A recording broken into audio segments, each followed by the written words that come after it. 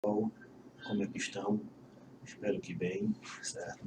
Antes de começarmos nossa parte introdutória na automação, vamos fazer uma pequena revisãozinha aqui na topografia, certo? Que ela é importante para essa nossa nova etapa. Então, quais são os elementos que a gente utiliza em topografia? Que vocês viram aí bastante... foram bastante falados durante o curso de topografia. Seria o quê? Ângulos e distâncias, certo? Então, tudo na topografia que a gente faz é medição de ângulos e distâncias.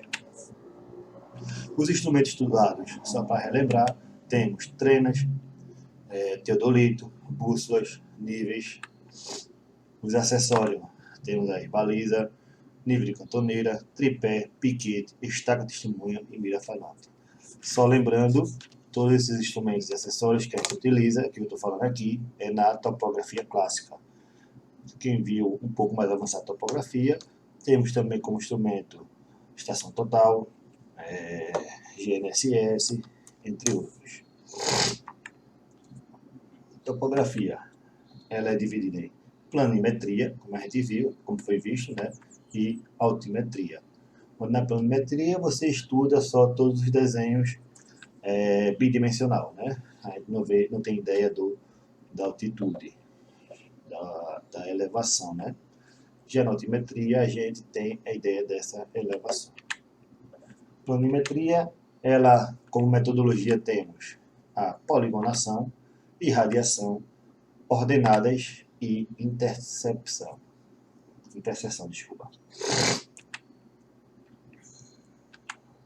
Nos produtos a gente tem as plantas e os memoriais descritivos. Isso são os produtos para levantamentos planimétricos. Na altimetria, como metodologia, a gente tem o nivelamento geométrico, trigonométrico e barométrico, sendo que foi mais dado a ênfase nos nivelamentos geométricos. Como produtos, temos as curvas de níveis e os perfis, certo? Com o perfil longitudinal e o perfil transversal. Então, visto essa revisãozinha na topografia, que é importante a gente relembrar alguns conceitos, né, que foi visto anteriormente, vamos dar entrada na geodésia. Geodésia é a ciência mãe de todas as ciências de levantamento, né, de medições.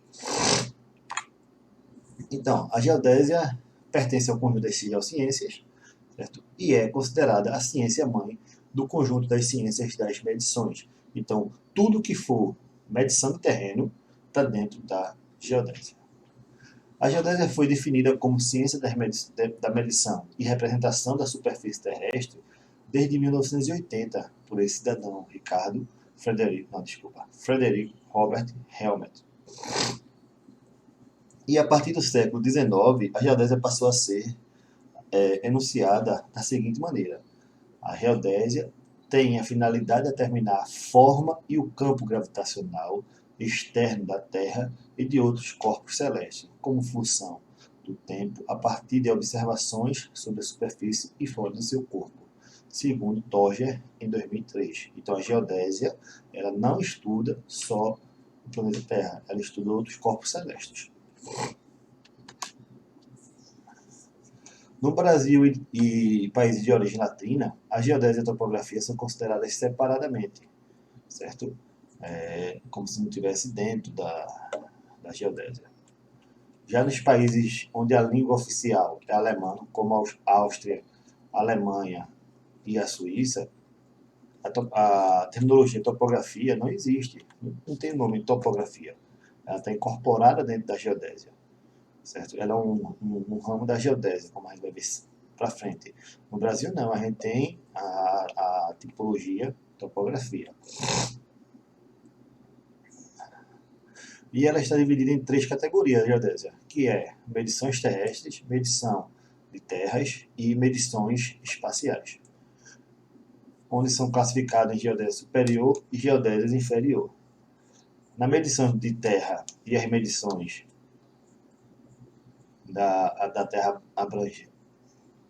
abrangeria a área da geodésia superior, certo? As medições terrestres e as medições de terra. Já na geodésia inferior, temos as medições especiais,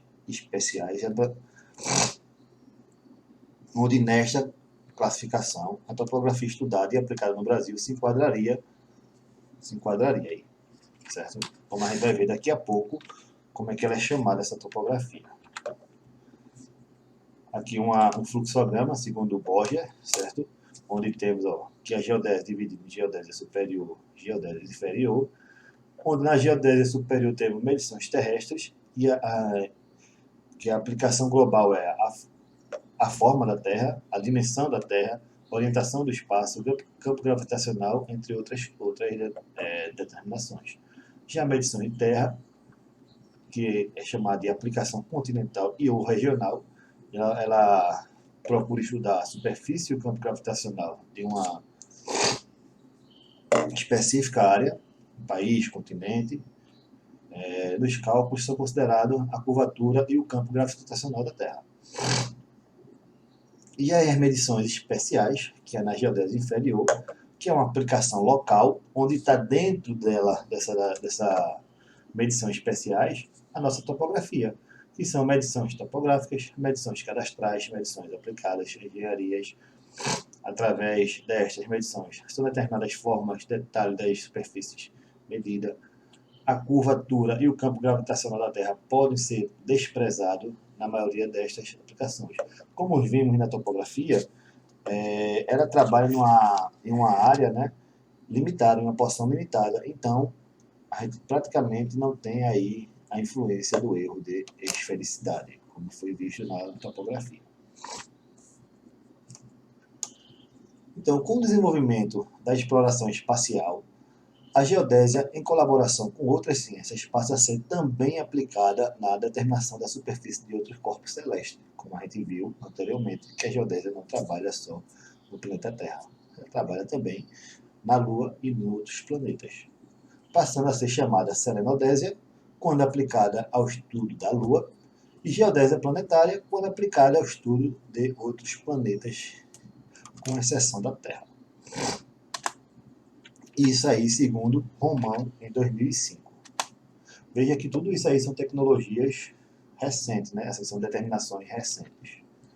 Segundo Romão, 2005, ele divide a geodésia como geodésia global e geodésia aplicada. Na geodésia global, ele diz que é responsável pela determinação dos parâmetros definidores da forma e das dimensões da Terra e seu campo gravitacional. Ou seja, a geodésia global só estuda aqui dentro do nosso planeta Terra, incluindo a gravidade.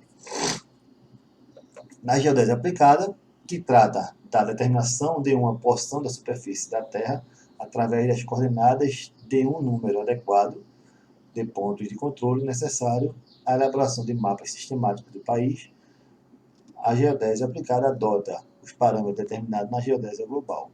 Ou seja, a geodésia aplicada é mais regional, quando trabalha em áreas menores. A geodésia global trabalha em áreas bem maiores.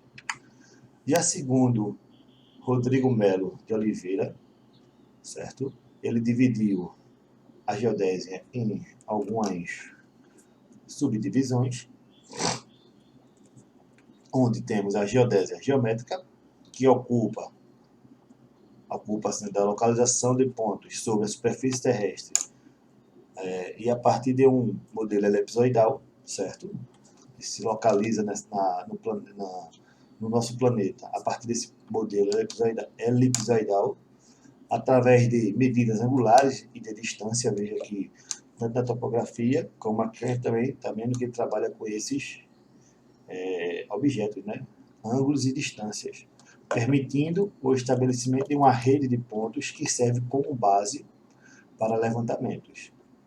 É a partir da geodésia que trata as medidas lineares e angulares realizadas na superfície terrestre.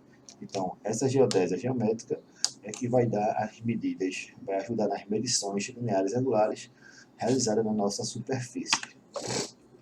Tem a geodésia física ou gravitacional, que desenvolve o estudo sobre o desvio da vertical e de anomalias da gravidade terrestre, possibilitando assim a determinação da figura geométrica que melhor corresponde à superfície terrestre.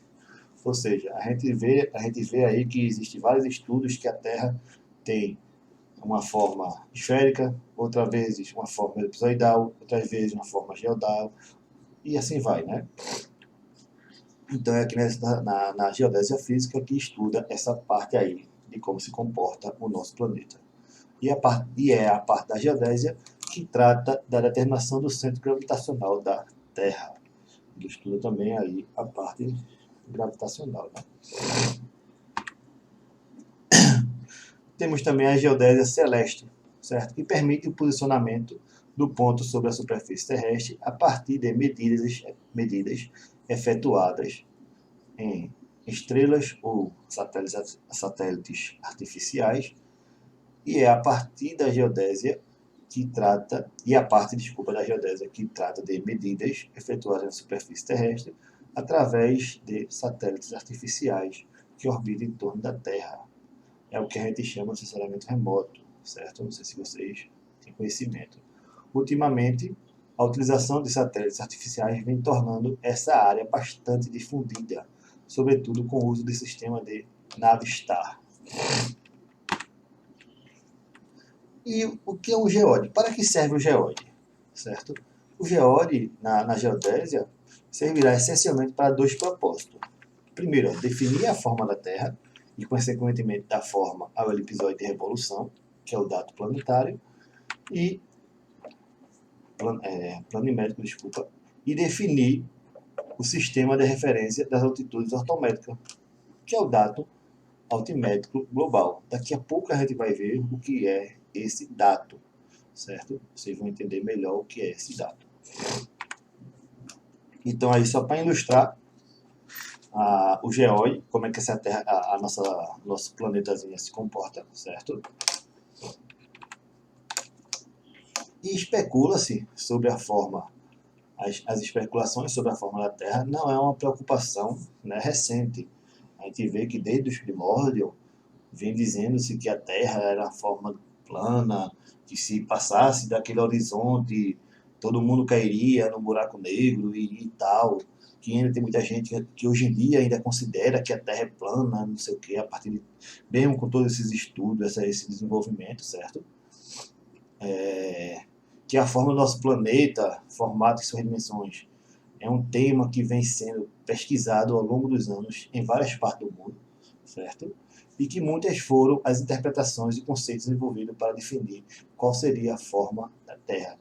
Onde, primeiramente, certo, Pitágoras e Sócrates vieram com a ideia que a Terra tinha forma esférica, certo? E a partir daí, sucessivas teorias foram desenvolvidas até alcançar um conceito que é hoje bem aceito no meio científico internacional, que a Terra é um geóide, né? Já no final do século XVII, Newton daria outro conceito sobre a forma da Terra, o de um esferoide achatado nos polos, a fim de simplificar, certo? Ele utilizou esse conceito a fim de simplificar cálculos de coordenadas da superfície terrestre para a gente poder se localizar na Terra, certo? Então a gente teria que ter alguns cálculos para não achar que está num lugar e está em outro. Então ele considera como a Terra achatada nos polos, certo? Só para simplificar nesses cálculos, que aí tivemos uma primeira aproximação, é a esfera achatada nos polos. E segundo o conceito trazido pelo matemático Carl Friedrich Gauss, de 1777 a 1855, a forma do planeta é o geóide, que corresponde à superfície do nível médio do mar, homogêneo, com ausência de correnteza, ventos, variação de densidade da água, etc. E o que é que ele está querendo dizer aí? Que a Terra é um geóide, certo? Que não muda de forma. É um geóide constante. Aquela figura que a gente viu é a forma da Terra.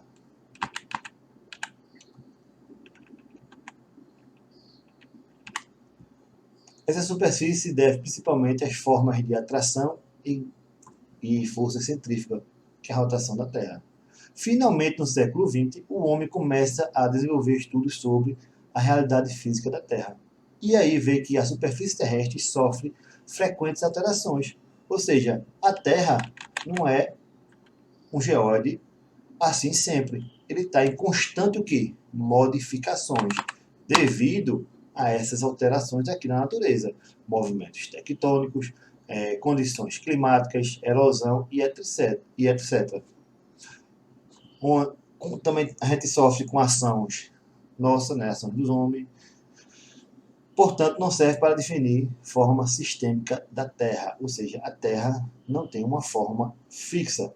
Ela tem essas formas que a gente falou anteriormente para facilitar o desenvolvimento de algumas tecnologias, certo? E nos localizar no planeta Terra. Na geodésia moderna, são consideradas 4 figuras que representam a forma física da Terra, que é a superfície topográfica, que tudo que a gente faz no levantamento, na topografia, na geodésia, ou o que for, a gente joga tudo isso para um plano topográfico, certo? Tudo é projetado no plano. Então, existem deformações devido, quando a gente trabalha em áreas maiores, como foi visto lá na topografia, certo?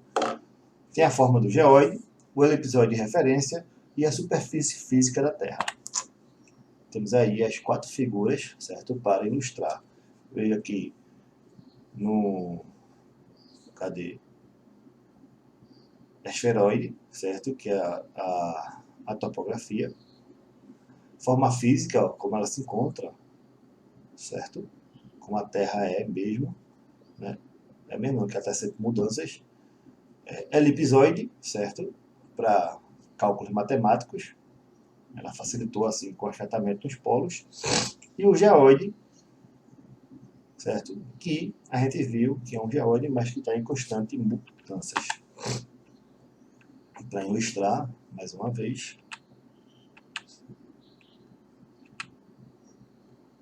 aqui algumas formas que a gente pode ver da Terra, certo? Aqui separadamente, ó, para ilustrar e termos ideia. Então, podemos dizer que a forma e tamanho de um elipsoide, bem como sua posição relativa ao geóide, define o sistema geodésico. É o sistema que a gente utiliza para se localizar no planeta Terra, e também designado por dato geodésico.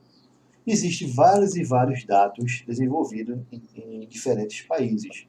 No caso do Brasil, o dado adotado, certo, é o Sistema Geodésico Brasileiro Americano, que é o SAD-69, que está em mudança para o CIGA 2000 há muito tempo, certo? Desde 2013, mais ou menos, 2012, 2013, começou-se a fazer essa mudança, sendo que como nosso país é muito grande e não existe mão de obra suficiente para fazer essas alterações nos órgãos cadastrais, certo? Então ainda está em mudança, não está totalmente mudado, o Brasil não mudou totalmente para o CIGA 2000. E por que foi criado esse CIGA 2000? O CIGA 2000 ele é uma linguagem utilizada em toda a América do Sul e do Norte, certo? Então é um datum que é utilizado para todo mundo aqui na América do Sul e do Norte. Então, qualquer pesquisador que quiser fazer qualquer pesquisa nesses 2 continentes não vai ter trabalho, não vai ter problemas com comparação de trabalhos, certo? Porque eu estou utilizando o mesmo datum. A gente vai ver mais na frente, quando a gente utiliza dados diferentes para uma pesquisa ou desenvolver algum projeto, certo? Se não estiver trabalhando no mesmo datum, vai ser complicado. E o Sistema Geodésico Brasileiro ele é constituído por cerca de 70 mil estações implantadas pelo IBGE em torno do nosso território brasileiro, que é dividido em 3 redes. Temos a planimétrica, altimétrica e gravimétrica. Onde é planimétrica, a gente trabalha com latitude e longitude de alta precisão, certo?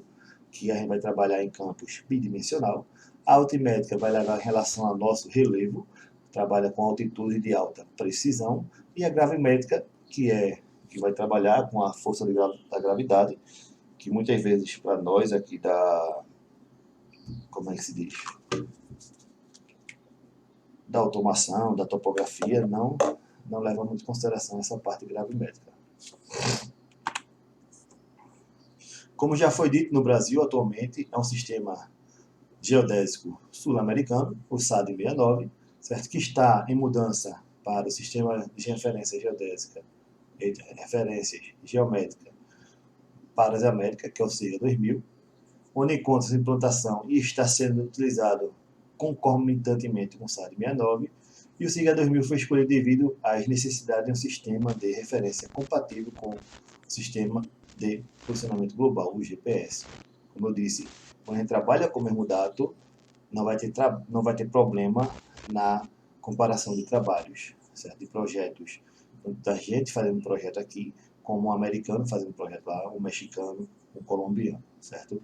Esse sistema estava programado para ser substituído, para substituir SAD 69 até 2015, certo? Se ele estava programado até 2015, veja que até 2021 e não mudou ainda, porque essa dificuldade de mão de obra adequada, essa dificuldade de burocracia, certo? O principal uso do episódio de referência, certo? Por que foi criado o episódio de referência? É servir de base para um sistema de coordenadas de latitude, longitude e elevação. Então, foi para facilitar os cálculos. E dentro desse sistema de episódio, consiste um episódio que mais se aproxime do geóide, na região considerada. Então, para a gente chegar naquele lugar que tenha mais aproximação, foi criado esse modelo elipsoidal, certo? Adotado para levantamento geodésico, topográfico e confecções de mapa, e são definidos pelos parâmetros semi-eixo maior, o A, semi-eixo menor, o Bzinho, e o F, que é o achatamento. É esse achatamento que acontece nos polos. E aí temos aí, ó, alguns sistemas de referência, certo? Com os valores dos semi-eixo. Você vê que esses valores são próximos do outro, mas, compensação, não são no mesmo lugar. Então, se eu utilizar dados diferentes, tipo SIGA 2000, utilizando com o Clacker, eu não vou chegar no mesmo lugar. Eu vou estar em lugares diferentes, assim, matematicamente, e não vai dar certo isso aí. O sistema geodésico brasileiro ele é definido a partir de um conjunto de pontos geodésicos implantados na superfície terrestre, delimitada pela fronteira do país. E ele é dividido em dois componentes, o datum horizontal e o datum vertical, composto pelo sistema de coordenadas e superfície de referência, que é o elipsoide e o geóide, e a rede de referência, onde os principais sistemas geodésicos existentes no Brasil foram o Córrego Alegre, que faz muito tempo foi utilizado esse sistema geodésico, certo? Hoje em dia, e há um tempo atrás, o SAD 69, sendo que o SAD 69 está mudança para o SIGA 2000. Futuramente, só vamos ter o SIGA 2000 sendo utilizado no Brasil. Então, veja aí, ó, essa figura. Isso aqui não está... Assim, é só para demonstração, certo? Porque a distância de um ponto utilizando um datum tipo SAD 69 com datum SIGA 2000, a distância é muito grande. Então, quando eu vou ver um projeto saindo daqui e na construção dessa ponte, utilizando um datum SIGA 2000 e venho o projeto saindo daqui com SAD 69, eles nunca vão se encontrar. Então, por isso a necessidade de a gente utilizar o mesmo datum, certo, no projeto. Se a gente utilizar o mesmo datum, eu saindo de cá, quando eu venho de cá também, quando a gente chega no ponto de encontro, vai chegar exatamente em cima do ponto. Lógico, vai ter um errozinho aí, milimétrico mais, esses erros milimétricos, até erros de centímetros, alguns pequenos centímetros, numa construção civil, não tem muita diferença. E a aplicação da geodésia. Onde é que eu vou atuar com a geodésia? Na construção de mapas e cartas, planejamento urbano, planejamento de engenharias, em todo tipo de engenharia, inclusive na engenharia ambiental, demarcação de limites, ecologia, cadastros, geografia, hidrologia, entre outros aplicações, certo? No mapeamento, a implantação de apoio básico através de pontos de controle horizontais e verticais para a produção de mapas nacionais, de pequenas escalas ou municipais de grandes escalas constitui uma atividade geodésica imprescindível. Então, a geodésia é utilizada no mapeamento, projeto de engenharia que vai ajudar em construções de grandes estruturas tais como barragens, pontes e fábricas. Envolve o assentamento do componente estrutural em locais pré-determinados. Para isso, são utilizadas as coordenadas vinculadas a ponto de controle. Administrações ambientais. Onde é que eu vou atuar na administração ambiental? Na implantação de banco de dados ambientais, visando um sistema integrado de informações para transporte, uso da terra, serviços comunitários e sociais, cobranças de impostos, estatísticas populacionais, entre outros. Devem ter suas posições vinculadas. Uma parte ambiental também que a gente pode estudar, no desmatamento, certo? Na fiscalização desse desmatamento, certo? No crescimento de uma, vamos dizer assim, de uma área de preservação, um desenvolvimento dessa área de preservação. A gente pode estudar, pode fiscalizar esse desenvolvimento, ver se aquela área está melhorando ou não ambientalmente. Tudo isso pode ser utilizado com o uso da geodésia. E o que é cartografia? Cartografia é a ciência que se dedica, o intuito dessa nossa aula é ver o que é cartografia e fotogrametria, né? Na cartografia é a ciência que se dedica à representação do espaço geográfico por meio de estudo, análise e confecção de cartas ou mapas. Um de seus produtos, entretanto, não se limita aos mapas, plantas, croquis do globo terrestre. São outros resultados diretos da aplicação dos conhecimentos cartográficos. Então, tudo o que a gente utiliza em medição, a gente está fazendo cartografia. Por que não topografia? Porque a topografia a gente trabalha em uma porção limitada. A cartografia a gente já trabalha no globo todo, certo? E também outra definição é que a cartografia é a ciência que representa graficamente uma área geográfica ou uma superfície plana, é o estudo que atua na concepção, na produção, divulgação, representação e todo o processo dos mapas. Então, a cartografia trabalha nessa concepção. E para que serve? Ela serve para a localização de um determinado referencial da superfície terrestre, desde áreas das mais extensas, como continentes e países, até pontos específicos em um determinado lugar, como um bairro ou uma residência. Associado a isso, a cartografia serve ainda para a orientação no espaço e para auxiliar nos deslocamentos, o que é um feito com a utilização do mapa ou bússola ou GNSS. Então, cartografia, pelo que a gente está vendo, está entendendo, ela engloba também aí a topografia. A topografia é uma ferramenta que está dentro da cartografia, que está dentro da geodésia. E fotogrametria. O que é fotogrametria? É uma arte, ciência e tecnologia responsável por obter informações confiáveis sobre objetos físicos e o meio ambiente. Como define Rolf e David, o processo é feito através de gravações, medições, interpretações de imagens fotográficas e padrões de energias eletromagnéticas, bem como outros fenômenos. Ou seja, a fotogrametria ela vai estar estudando, tentando observar o nosso planeta através de outros astros, certo? Ou artificial ou astrofísico. Como podemos ver aqui, os satélites, ela vai ajudar a interpretar o que está no nosso planeta, certo? Ou uma aeronave. E a fotogrametria nos permite fazer medidas precisas de objetos em 3 dimensões e elevação física, como montanhas, em fotografias bidimensional, onde as aplicações incluem a medição de coordenadas e quantificação de distância, alturas, áreas e volumes, certo? Então a fotogrametria é importante para isso. Como podemos ver aqui, essas aeronaves podem ser drones, aviões e o próprio satélite, certo? Então, visto isso, pessoal, na aula de hoje, eu vou pedir a vocês que vocês façam, certo? O grupo, a dupla, né? Vocês vão pesquisar um artigo que fale sobre essas tecnologias, certo?